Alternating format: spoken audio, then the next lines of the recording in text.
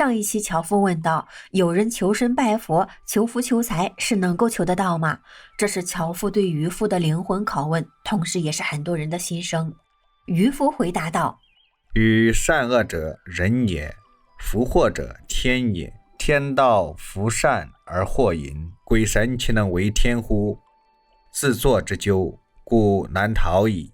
天降之灾，攘之息矣。修德积善，君子常分，安有于世其间哉？这段话的意思是说，人分善恶，祸福是天定的，天道是让善人得福，恶人得祸。所谓鬼神又怎么能够去违背呢？自己做恶事引来祸患，属于咎由自取，祈祷也是没有用的。修德积善是君子好人的本分，这样才不会引祸上身。在渔夫看来，人有作恶的，有行善的，但命由自己造，福与祸都是根据自己的修为造就的。因果循环是天道的规律，就算是鬼神也是不能违背。如果农民不去用心打理庄稼，只是祈祷丰收；商人不去用心打理买卖，只是祈祷赚大钱；恶人只做坏事而不去行善，那按照天道的因果规律，上天就会降下灾难。即使祈祷又有什么作用呢？樵夫听渔夫这么说，就继续问道：那照你这么说，在这个世界上为什么会出现好人没好报，祸害1000年呢？看来所谓的因果循环也不是那么的公平啊。渔夫听闻之后感慨道：这就是天命和缘分呐！好人遇到好事是他自己积德行善挣来的福分，坏人遇到坏事也是他自己结下的恶果，这些都是人力的因素，属于缘分。而好人遇到坏事，坏人遇到好事，那就是天命的因素了，属于人力不可控的范围。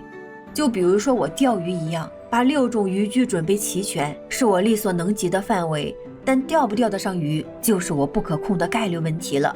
这就是人力和天命的影响和区别。渔夫的话道出了一个人命运的真相，大家生活在同一片天地间，好事和坏事落在同一个人身上，那是有一定的概率的。但是由于每个人的思想和行为的不同，所以也会有一定程度上影响这些好事坏事发生在自己身上的概率，从而也就造就了一个人的吉凶祸福、是非成败。换句话来说，每个人的命运其实都掌握在我们自己手中，我们所能做的其实就是顺应自然的规律，尽自己最大的努力去完善自己的人生道路。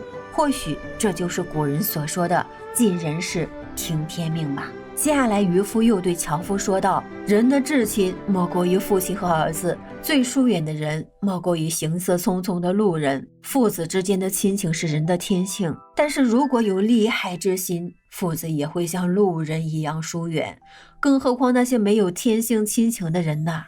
所以呀，世人不能不谨慎对待利与害对人的影响啊。因此，人和人交往做到无害，只要是有仁义作为行为准则，仁义的根本就是谦让啊。这时，樵夫说道：哦，我明白了。因为有利益，大家才开始争夺，有了争夺就必然有伤害，想要减少伤害，只有都做到谦让。樵夫又问：我平时能担100斤的柴下山，如果多加10斤，我的肩膀就会受到伤害，就要多休养几天，这是为什么呀？下一期我们来讲一讲渔夫是怎么回答的。